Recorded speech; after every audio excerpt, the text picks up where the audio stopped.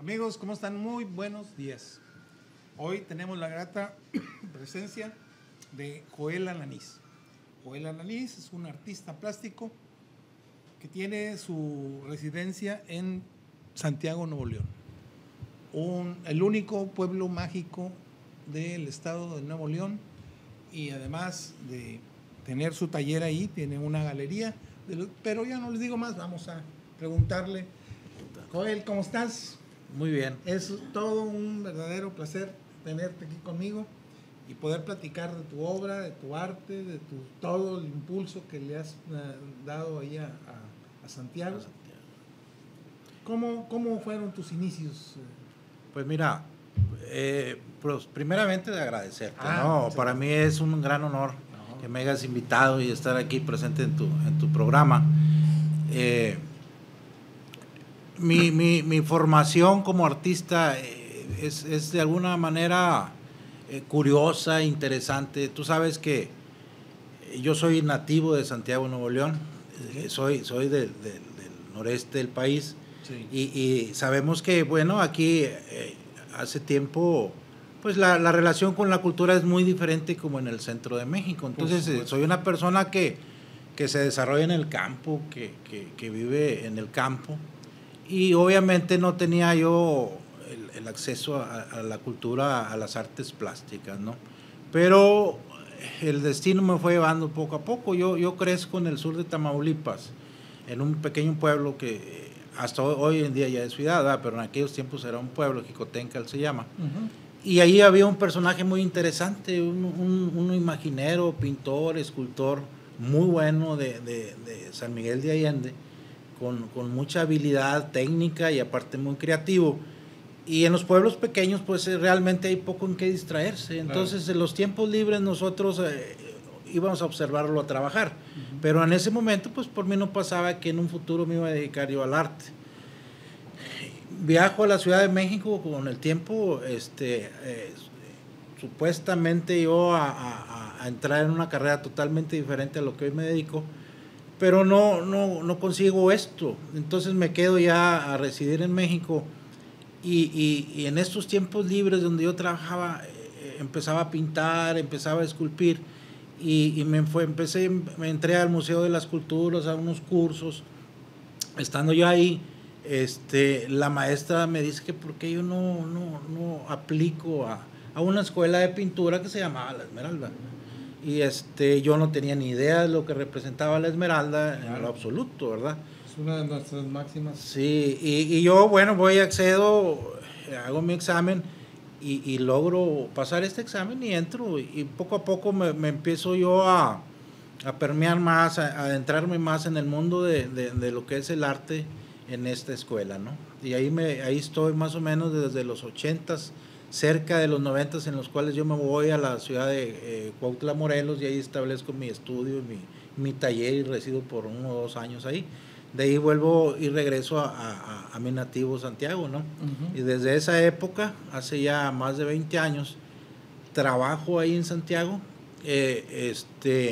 Afortunadamente decidí tener mi propio espacio para dar a conocer mi trabajo. Claro. Y como se dice comúnmente, no sé, picando piedra, y hoy en día, bueno, pues tengo la fortuna de tener mi propia galería y tener mi espacio, mi taller, y no tener la necesidad tanto de salir de Santiago para dar a conocer mi trabajo. O sea, Santiago es un lugar privilegiado, es un lugar mágico, es un pueblo mágico, pero ya lo era, o sea, no ocupó este nombramiento. Ya lo tenía. La verdad, Santiago es un pueblo que nosotros, los que vivimos aquí, y mucha gente que viene de visita, es uno de los atractivos turísticos porque tiene una atmósfera muy especial. Desde hace muchísimo tiempo, yo me acuerdo, desde niño nos íbamos a conocer Santiago.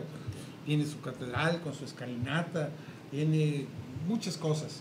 Lo que le faltaba era una buena galería, sí, y tiene espacios culturales como la Casa de la Cultura, que tiene bastante movimiento para dar a conocer tanto valores locales como de la región y foráneos.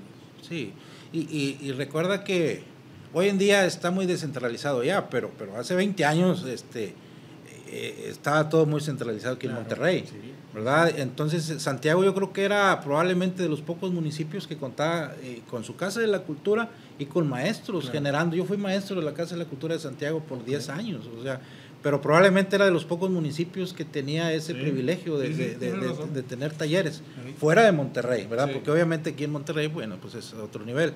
En ese sentido, desde siempre han tenido esa oportunidad. Y ahora lo interesante es que Santiago, a raíz de esto, se convierte en un espacio donde convergen ahí mucha gente los fines de semana. Claro. Entonces, tenemos un gran escaparate hacia las personas que nos visitan, que no necesariamente son de Monterrey, o sea, recibimos gente de todas partes del país y incluso del extranjero. Sí, es un destino. O sea, dentro de Nuevo León, Santiago es un destino donde el cual hay que ir y conocer. Todas las personas que vienen, dentro de la lista que hay cosas por ver, está Santiago. Y yo durante este tiempo siempre he estado en este constante trabajar para que la gente tenga también la idea de un turismo cultural. O sea, que no veamos a Santiago por un lugar como para ir a comer nada más o como para ir a consumir ciertas cosas, sino también que lo vean como un lugar donde se puede ver cultura, ¿no? Podemos, cualquier tipo de cultura, ¿no? Pero en este caso en Santiago, bueno, pues tenemos la Casa de la Cultura, tenemos un museo, tenemos espacios que se han ido abriendo poco a poco. Viven muchos artistas de buen nivel, que tienen sus estudios ahí, que ahí trabajan y que obviamente por necesidad pues tienen que venir a Monterrey a mostrar su trabajo, ¿verdad?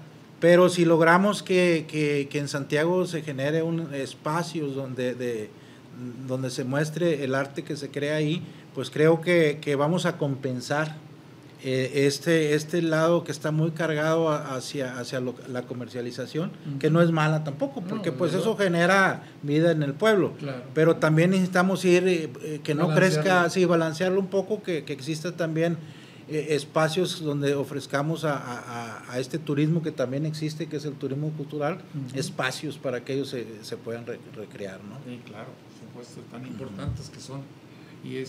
Pero Santiago es y más con gente así como tú, dinámica, que tiene agradecida de que el hecho de estar ahí tanto tiempo y poder haber encontrado, además de tu manera de expresarte, de poder hacerlo libremente, tener la posibilidad de exponer, de tener tu espacio y procurar que poco a poco se vayan abriendo más espacios culturales, hace de Santiago, que con personas así como tú, yo pienso que dentro de muy poco va a ser un importante foco cultural aquí en Nuevo León. Sí, y mira, el hecho de estar en Santiago a veces nos preguntamos cómo nace el arte o cómo se genera. Tiene que ver también mucho los espacios donde tú habitas, ¿no? Sí, claro. Entonces, yo creo que mucho de lo que yo hago, en un momento un poco más adelante vamos a poder observar mi obra, tiene que ver ese entorno, ¿no? Esa cuestión, yo siempre trato en mi trabajo que la obra en sí tenga un poquito de magia, sea un tanto mística, que tenga fábula, que sea expresiva. Y trabajo yo de una manera muy tradicional, a propósito lo hago así. Trabajo de una manera muy austera, a propósito lo hago así. Me gusta mucho lo primitivo, lo simple, la simetría.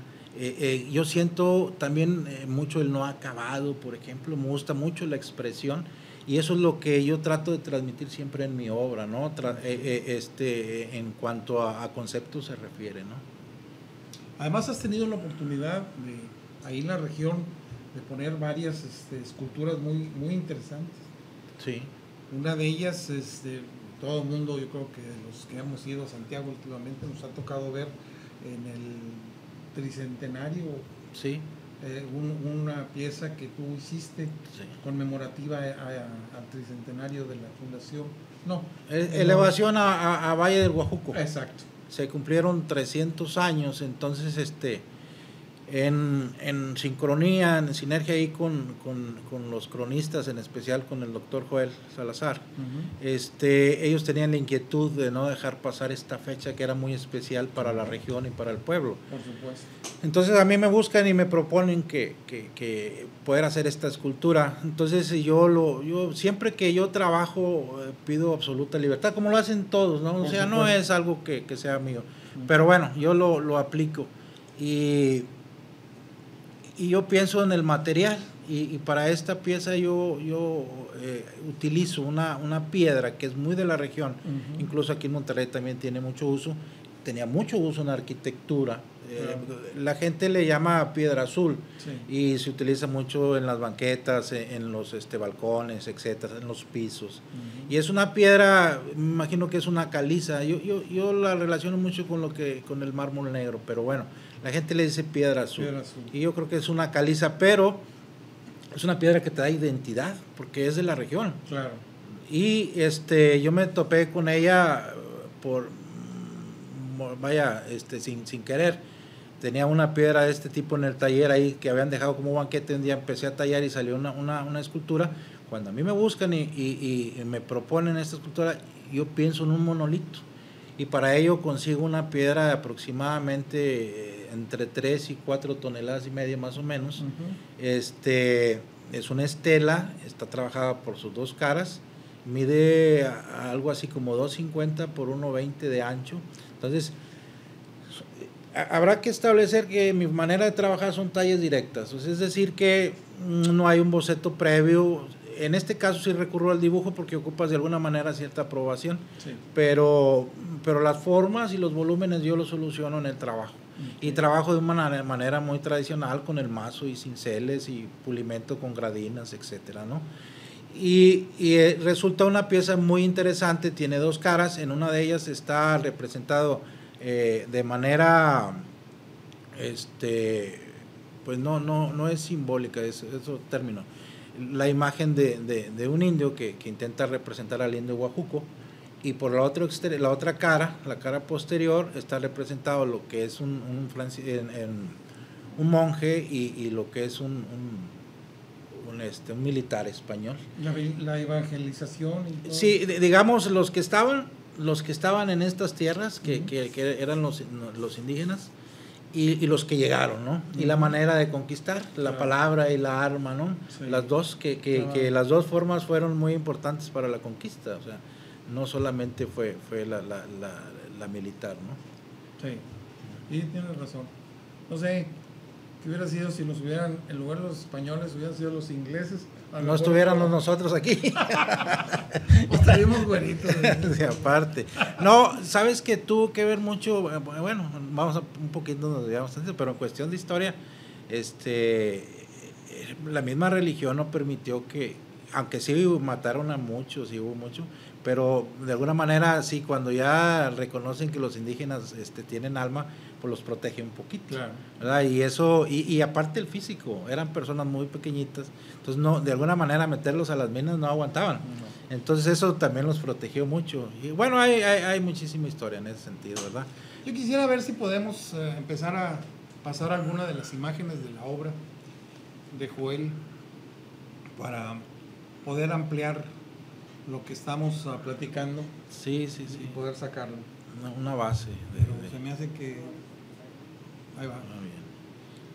Bien. Y es interesante. Yo trabajo la madera, bueno, esta pieza no la habíamos, no habíamos hablado de ella.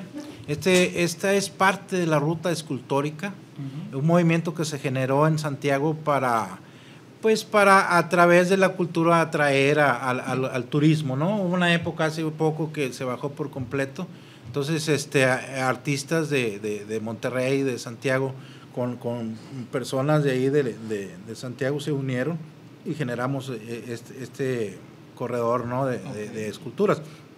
Esta pieza está ubicada sobre la carretera a Cola de Caballo, Es una pieza realizada en metal, mide aproximadamente unos 9-10 metros de altura más la base. Okay. Representa, bueno, el título se llama El Montañés, ¿verdad? Sí. Y tiene, cuando a mí me dan la oportunidad de poder generar una escultura así, que no es el material que yo siempre trabajo, sino que es metal, ahí no puedes hacer detalles, por ejemplo, o sea, no vas a hacer ojitos, manitas, ni nada de esto.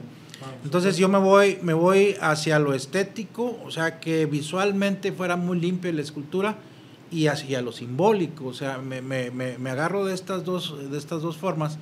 Entonces logro dos cosas, tener algo, una forma como tal, una masa en el espacio, sí, que tú la veas y que no te pese, que sea estética, pero no me era suficiente. Entonces si tú ves esa imagen, tiene al frente estas caídas, aquí está horizontal, sí, si tú la ves de frente son como rayos de sol que salen del corazón de ahí, pero si la ves de perfil es una cascada de agua, sí, ¿verdad? Y es un personaje, un ente con los brazos abiertos y viendo hacia el cielo.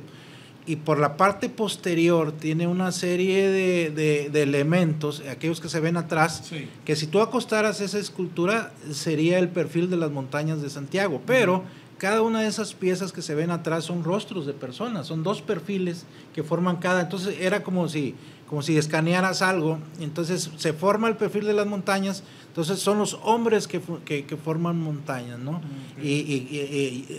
Vaya, a gustos en la naturaleza, rodeados de naturaleza, y busqué este color que de alguna manera brinca mucho entre lo verde, ¿no? Para Por eso esto es importante cuando nos encontramos ante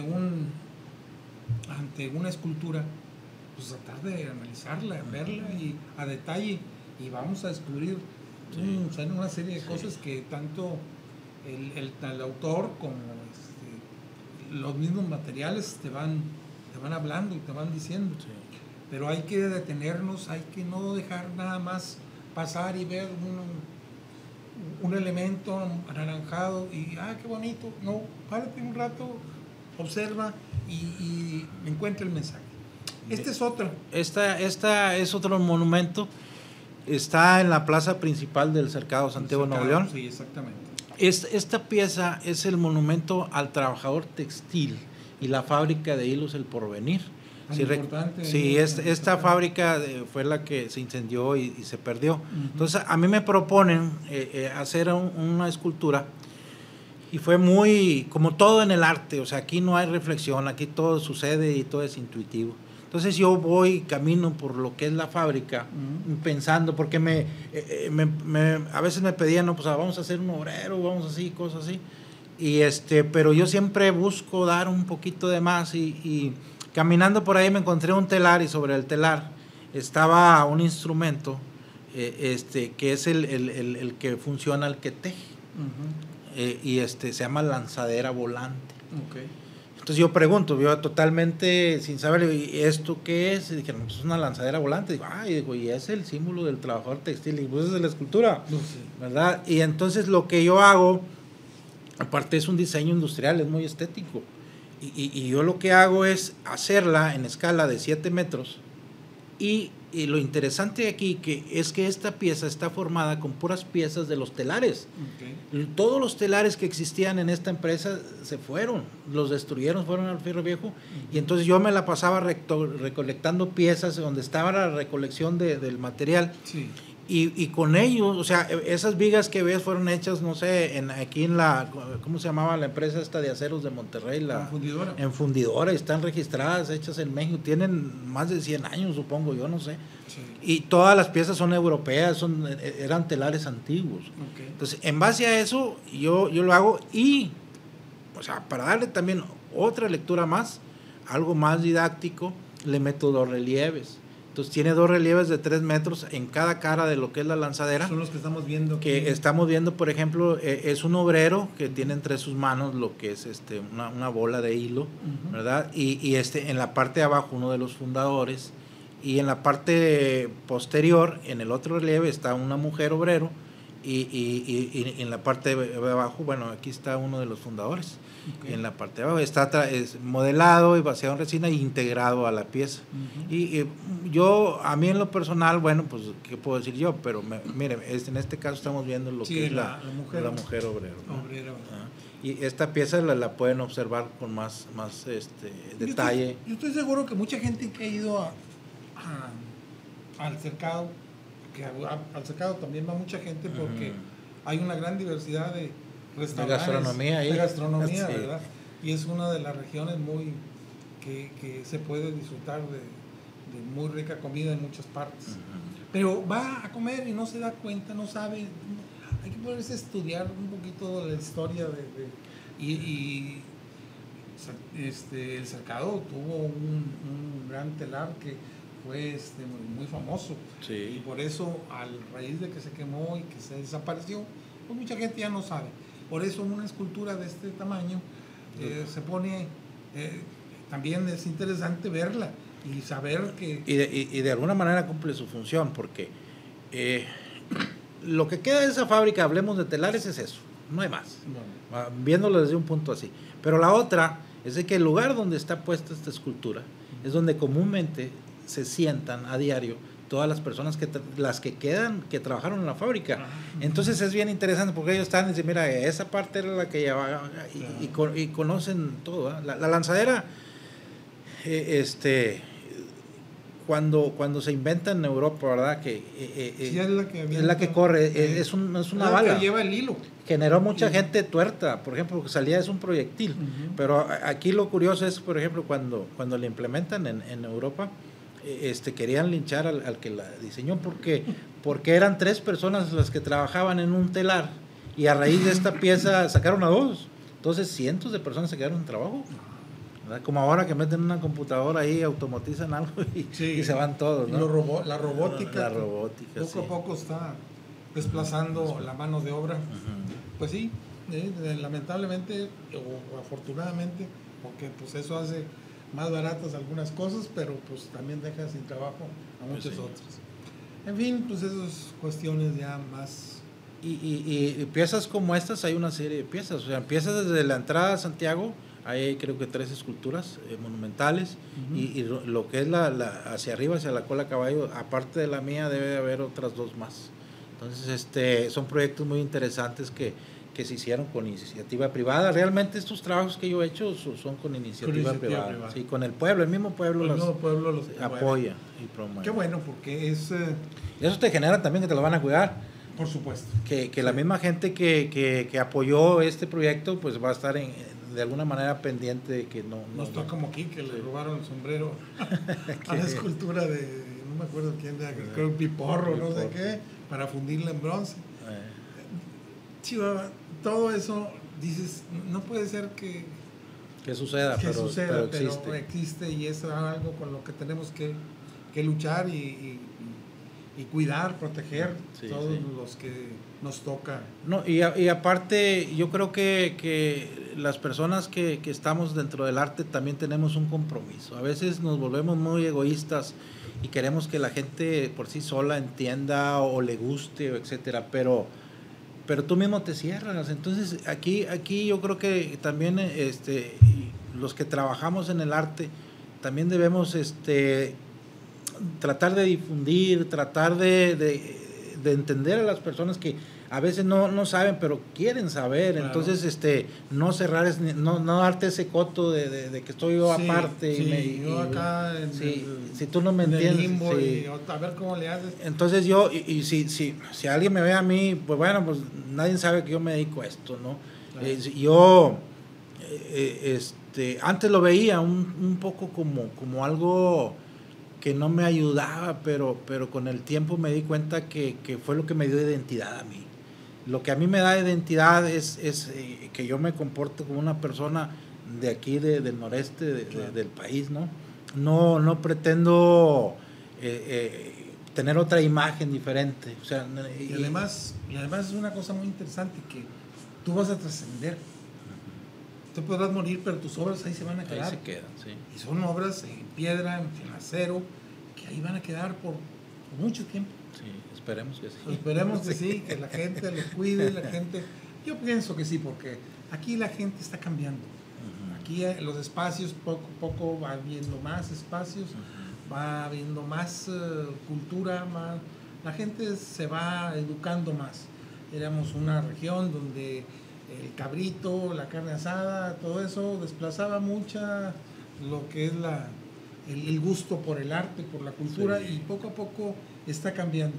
Y este programa en sí tiene el objetivo de picar piedra y difundir el arte, difundir al artista con su obra, confrontarlo. No, pues te sobran dedos, o sea, si te pones a checar en qué verdaderamente quién promueve, pues no nada más las artes plásticas, o sea, hay muchas vertientes, pero, claro. Pero en realidad la cultura es muy poco, aún hoy en día es sumamente poco lo está ganando Chavana y sus sí. Un saludo para el señor Chavana, sí. Nada personal. Pero pues es que a veces es pero bueno, siempre va a ser igual. O sea, yo soy una persona que tengo ya alrededor de pues, cerca de 30 o más años dedicado a esto. O sea, no me estoy haciendo apenas. Claro. Yo aposté a trabajar, por ejemplo, a hacer mi trabajo más que andarme promocionando y así. Entonces yo sé verdaderamente todo el proceso que tiene que pasar una persona que se hace con el trabajo, porque yo tengo amigos que son muy buenos ellos se les da muy fácil el arte, ¿no? Sí. La técnica y todo. Pero cuando tú eres más austero, te haces en base al trabajo y en base al tesón, ¿no? ¿Verdad? Entonces, en ese sentido... de hormiga de todos los días, pues a contribuir con algo, sí. Para que lograr... y algunas piezas son de semanas, de meses, o sea, es un trabajo que hoy en día, por alguna razón, también se hace un poquito menos esto, porque como todo es muy apurado, muy aprisa, entonces es más fácil hacer una escultura en barro y vaciarla en bronce o hacer cerámica o así, que ponerte a tallar una piedra que te vas a tardar un buen. No, y si le das un fracaso además ya la arruinaste. No, me ha pasado muchas veces que sí. Ya a punto de terminar algún release, no hay ley, o sea, no hay ley. Pero bueno, es parte de la misma formación de uno, ¿no? Es parte del trabajo. Sí, porque hay mucha diferencia entre modelar plastilina, modelar barro, a hacer una talla, tanto en madera como en piedra. Ahí lo que tú quieres lograr, lo que estás persiguiendo, pues tienes que ir descubriendo, y si te pasas, pues sí, desde el principio técnico es diferente. Sí, en plastilina, pues te pasaste, le pones más plastilina y se acabó. Aunque debe, por ejemplo, un buen modelista no se pasa. Claro. El que sabe modelar, la idea es que tú vas construyendo, agregando. Y debes de saber detenerte cuando ya no hay necesidad. Y el que talla, quita. Sí. Y debes de saber detenerte cuando ya llegas al límite. Entonces, generalmente siempre se deja una especie de epidermis de medio centímetro por si acaso te falla y tengas donde trabajar. Claro. Y en cambio el que modela, entonces por ejemplo yo modelo en barro, pero yo modelo como si tallara. Yo me tengo que pasar y luego quitar. Por mi formación como tallador, ¿no? Y te trabajo, bueno, maderas de la región que son muy expresivas, porque son maderas duras, entonces no es... tienen mucha veta, tienen colores diferentes, etcétera. ¿De qué madera estamos hablando? ¿Sabinos? No, yo trabajo lo que es el encino, sí, madera muy dura. Muy dura, hay un encino bravo que bajo yo ahí que trabajo. Trabajo el mezquite, el ébano, que son maderas pero muy ricas, o sea, y yo siempre visualizo así, si tú trabajas algo como a la manera de Miguel Ángel, tú ya llevas cierto porcentaje de que le va a agradar a la gente, ¿no? En la madera pasa lo mismo.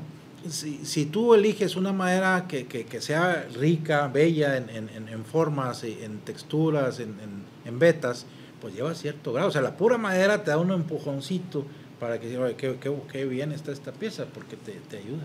No más que yo aquí traigo una pregunta, por ejemplo, no es lo mismo empezar a hacer algo en barro que no tiene límite. Tú puedes agregarle para allá, para acá, para arriba.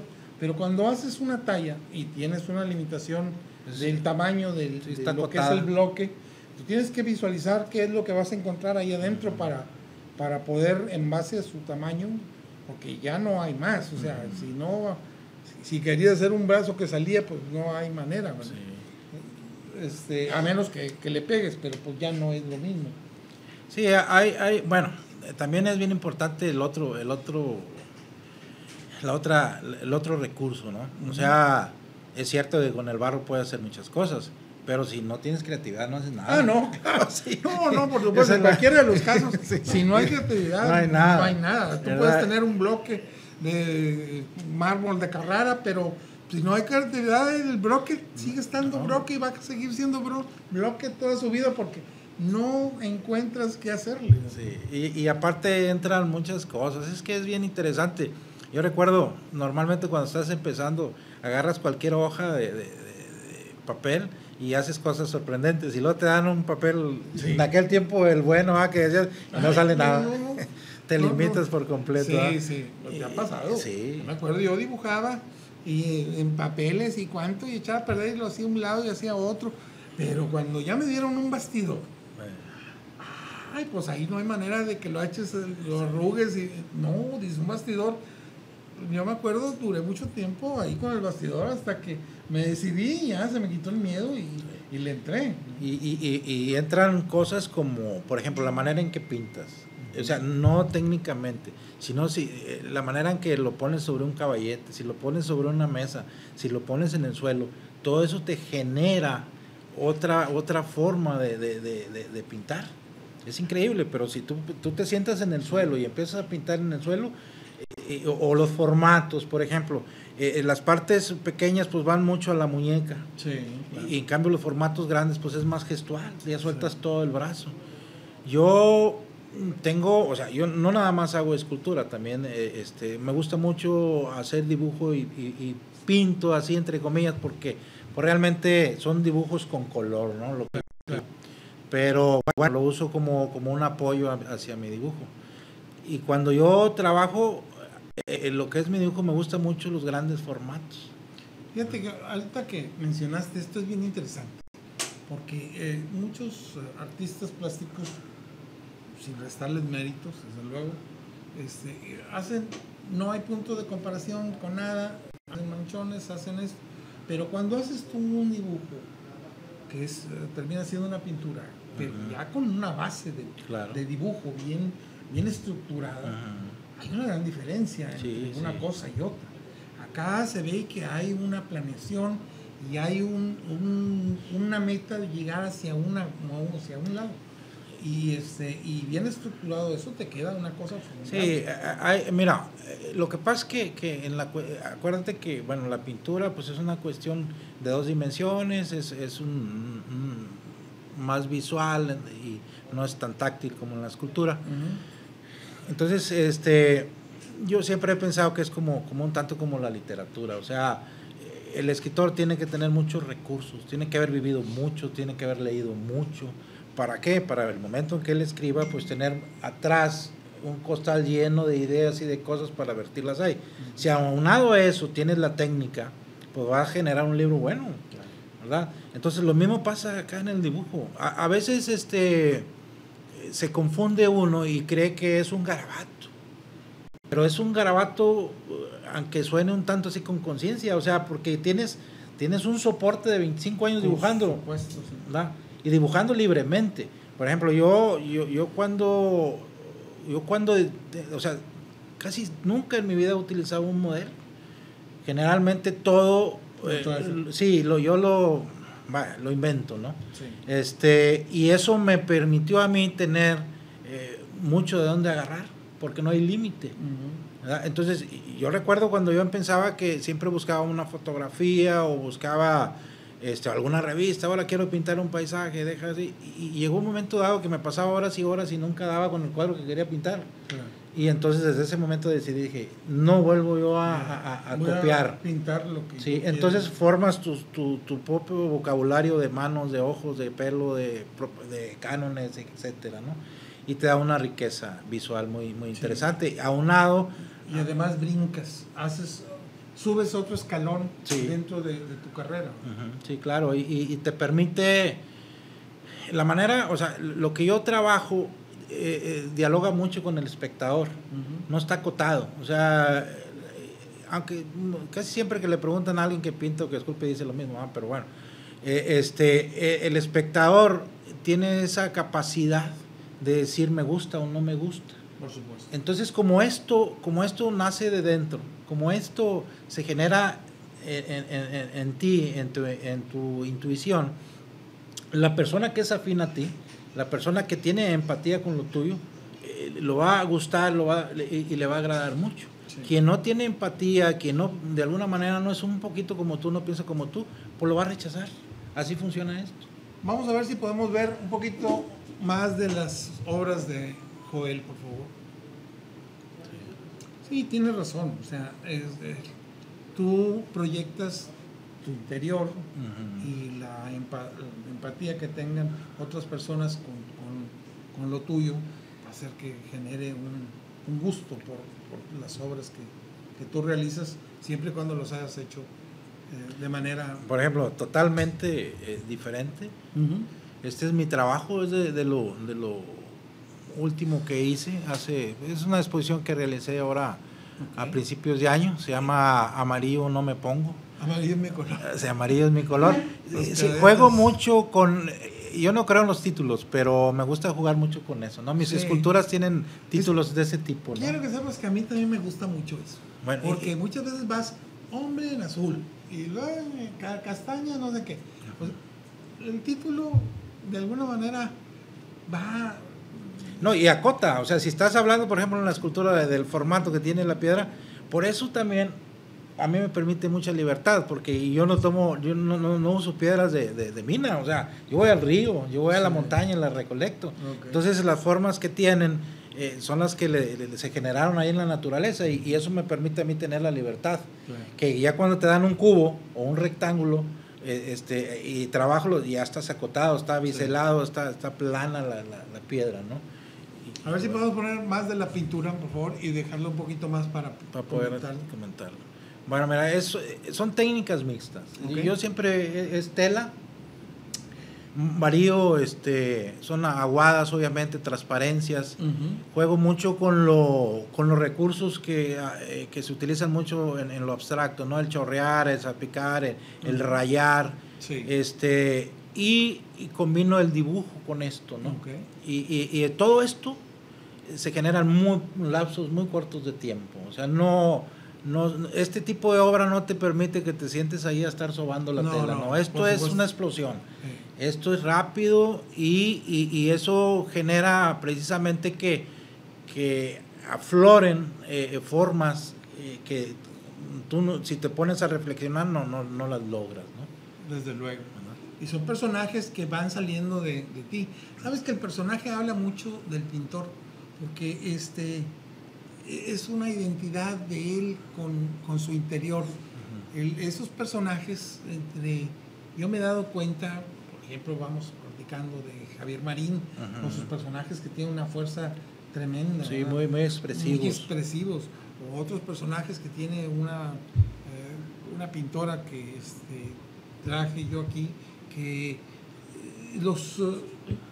viven en ella, dentro de ella. Muy surrealista. Muy surrealista, y salen, y son personajes que son muy de ella, que tanto la identifican como le dan un carácter y un valor al cuadro que invita a verlos. Sí, claro. Entonces todos esos personajes que tú tienes salen, viven en tu cabeza, son ciudadanos tuyos, que los tienes ahí y de alguna manera los dejas salir cuando es necesario. Y tengo una exposición que tuve el año pasado en el Museo de Allende, y el título era El Mundo, Mi Mundo. O sea, porque todo lo que ahí estaba expresado pues era mi mundo interno, ¿no? Y recurro, a mí me gusta mucho lo que es el dibujo y la pintura, porque me permite expresarme muy rápidamente. Entonces se me hace muy expresivo y muy puro. O sea, no hay manera de mentir.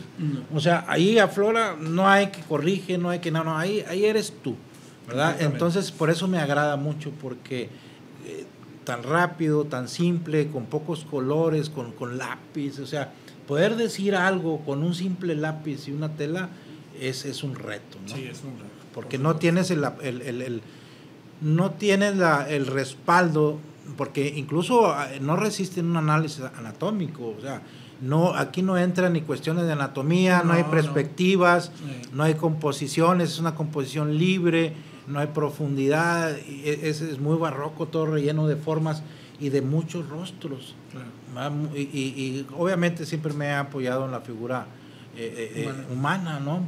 Para mí me dice mucho.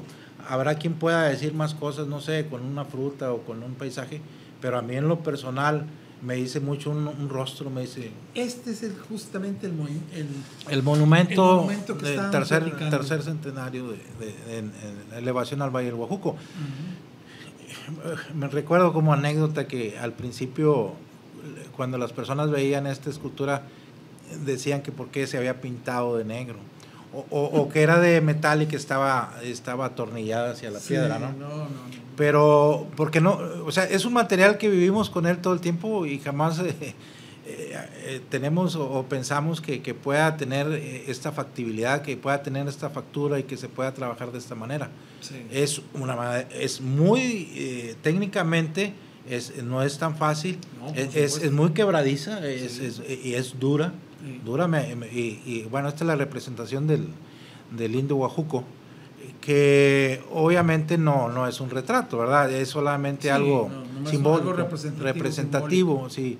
Pero sí me documenté, sí busqué más o menos sus proporciones, sí busqué la manera en que vestía. Realmente andaban desnudos, ¿no? Pero los superiores siempre traían algún taparrabo, ¿no? Aquí estoy trabajando esta pieza. Es en madera de encino, pero está patinada con encáustica, es decir, pigmentos con cera, como un recurso para enriquecer, ¿no? Este es de encino y es una alegoría al fuego. Hice los 4 elementos de la naturaleza por encargo. Entonces esta pieza es la del fuego y tiene ahí toda una investigación y me gusta mucho el mundo prehispánico. Entonces yo me formé, mira, por ejemplo, esta pieza es de mezquite. Está fotografiada en mi pueblo, ¿no? Ahí en la plaza principal de Santiago, y al fondo vemos lo que es la iglesia del patrono Santiago. Sí. Esta pieza se llama Ay Sirena, es un torso de una mujer que está rodeada por peces antropomorfos y tiene ahí elementos simbólicos que tienen que ver con el agua, ¿no? Pero es un rostro de un pez antropomorfo que lo está abrazando. Aquí lo que yo puedo decir es de que estas piezas nacen como una idea. O sea, yo lo que hago es estar pensando qué quiero hacer, y pueden pasar meses, o sea, claro. Para cuando yo termino una escultura, yo la puedo hacer a lo mejor en un mes o en 15 días. Sí, pero la idea... porque mira, esa es piedra azul. Entonces, esta era, la pieza era también de los elementos de la tierra.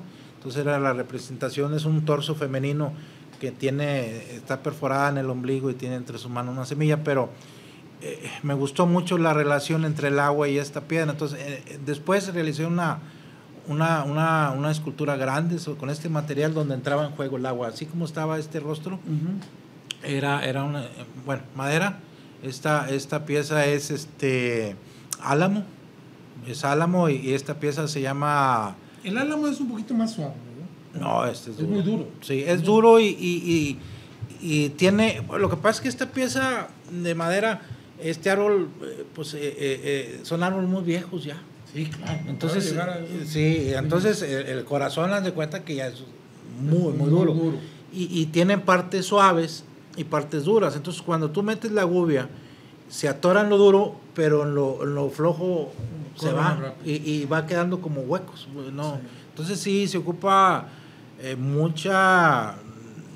estar tranquilo y relajado para poder trabajar en estas piezas, y las patino y le voy dando, pero es parte de la pieza esa. Se llama, como hablando de los títulos, se llama El avioncito enamorado. o tú y las nubes me traen muy loco. Entonces, si ves ese rostro, sí, sus manos en posición como de conducir, ajá, y lo que es el hombro están como las alitas del avión, y está abrazado por esta nube que está el rostro en la parte de abajo, pero él está contorsionado. O sea, por la parte de atrás tiene los pies, es una figura totalmente contorsionada. Y luego hay otro rostro donde podría estar su estómago. Sí, es el vientre, ese sería la representación de una nube. Entonces, por ejemplo, yo juego mucho con hacer figuras antropomorfas, ¿no? De repente o elementos de la naturaleza. Agarro, yo te puedo de repente hacer, no sé, una tortuga y ponerle un rostro, ¿no? Y hacerlo antropomorfo.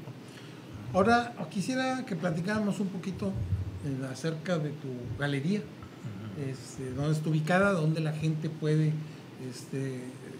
ver tu obra. Sí. Está cerquita inclusive de tu taller. Sí, y yo, la galería se llama Los Muros. Los Muros. Okay. Y siempre fue mi taller galería, donde hoy tengo mi taller, al frente tenía un pequeño espacio y ahí exhibía mi trabajo. Afortunadamente hace 3 años pude conseguir un espacio ya en lo que es la plaza principal de Santiago, y en una esquina de ellas, donde convergen Juárez y Guerrero, ahí en ese espacio tengo yo lo que es Galería Los Muros, donde exhibo mi trabajo tanto como de escultura, como de dibujo, como de pintura, y además intento promover la cultura en el municipio. Entonces cada determinado tiempo tenemos lo que es el viernes cultural y hacemos presentaciones de libros, lectura de atril, etcétera, ¿no? Limitadamente lo que podemos hacer, porque es algo independiente, ¿no? Son recursos propios. Mi galería funciona con recursos propios, no hay apoyos de ningún tipo por otra parte. Entonces pues con lo que se tiene a mano, afortunadamente hemos seguido adelante y cedo espacios. O sea, cuando tengo compañeros que quieren tener un espacio para exponer, pues le cedo cierto tiempo, ¿no? Para poder promoverlos ahí. Pero cuando lleguen a Santiago y después de que te echan una comida, sí, que caminen por ahí, pues pueden llegar ahí a visitarme, y yo siempre estoy, yo digo que ya soy parte de la plaza ahí, ¿no? Porque siempre mi vida es esa, y tengo 20 años haciéndolo. O sea, todos los días por ahí camino, ahí está mi espacio donde trabajo. Entonces por ahí pueden checar mi trabajo y checar mi taller y pues platicar un rato ahí. Oye, ¿y no das talleres a algunas personas? No, mira, sí, cuando alguien me pide, a veces lo puedo yo apoyar, asesorar, así. No, desafortunadamente, sobre todo en la escultura, hay poca gente que quiera trabajar en esto. Entonces, a veces tú puedes apoyar a alguien, pero se dan cuenta que es mucho trabajo, y lo dejan. Entonces, sí, más cuando es talla o es piedra. Eso es, ahora sí que no es y aparte, bueno, yo de alguna manera me siento en el momento para estar trabajando. Entonces no sé, necesito estar haciendo lo mío, ¿verdad? No, y sí me gustaría que gente estuviera conmigo, y yo la acepto, y trabajan ahí en mi taller. Tengo gente que va y pinta ahí, gente que va y trabaja, ¿verdad? Pero no como un maestro, sino yo como alguien que ahí les digo cómo trabajar y cosas así, ¿verdad? Una asesoría, sí. Así. Pero cualquier cosa, pues ahí estamos, no suena.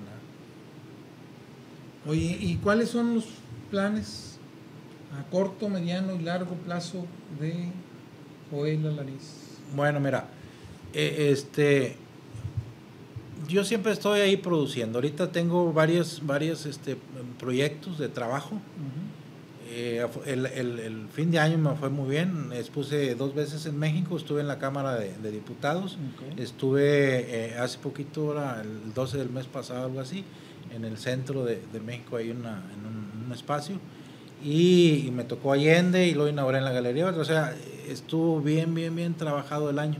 Necesito redondear algo similar. O sea, de momento estoy sacando adelante todos los proyectos de trabajo que tengo, y dentro de poco, bueno, quiero ahondar un poquito más en tratar de promover la cultura en Santiago. Quiero abrir espacios ahí, quiero que, no sé, yo en tiempos anteriores hemos promovido lo que es el Jardín del Arte y así, ¿verdad? Que funciona en muchas partes del país. Pero sí sería muy agradable que de repente tú llegaras a Santiago y puedas ver gente pintando en la plaza o en las calles. Fenomenal. Sí. Entonces yo lo he hecho varias veces, pero ahora quiero buscar la manera de que ya sea permanente, ¿no? Entonces yo creo que se va a poder hacer algo en poco tiempo. Entonces, eso es mi intención por lo pronto, seguir trabajando en lo mío. Sí. Yo tengo vaya, ya en mí ya se hizo una especie como de disciplina. O sea, yo siempre voy a tener que estar trabajando en esto, ¿no? Okay. Entonces, nunca pienso en el día de mañana. Generalmente vivo el día. Se van generando solas. Entonces, se abren puertas, se cierran puertas y la idea es trabajar en lo que a ti te gusta y seguirlo haciendo, ¿no? Pues amigos, hemos tenido la grata experiencia de estar platicando con Joel Alanís, un pintor, escultor, dibujante y galerista. Eso es algo, y además promotor del arte, que se dice fácil, pero implica mucho esfuerzo, mucho trabajo y mucha dedicación y sobre todo mucho amor por el arte. Hoy te agradezco mucho, Joel, el hecho de que hayas estado con nosotros. Este es un espacio que está abierto para ti. Cualquier cosa que tengas que decirnos o que quieras que nuestro público sepa, con todo gusto, este es tu programa. Y los espero para el próximo lunes a las 10 de la mañana, donde tendremos más sobre arte, tendremos más otros invitados para poder hablar de arte con ellos. Los espero el próximo lunes y quédense con nosotros en el programa Mujeres Emprendedoras, que viene a continuación. Y un gran saludo para todos ustedes.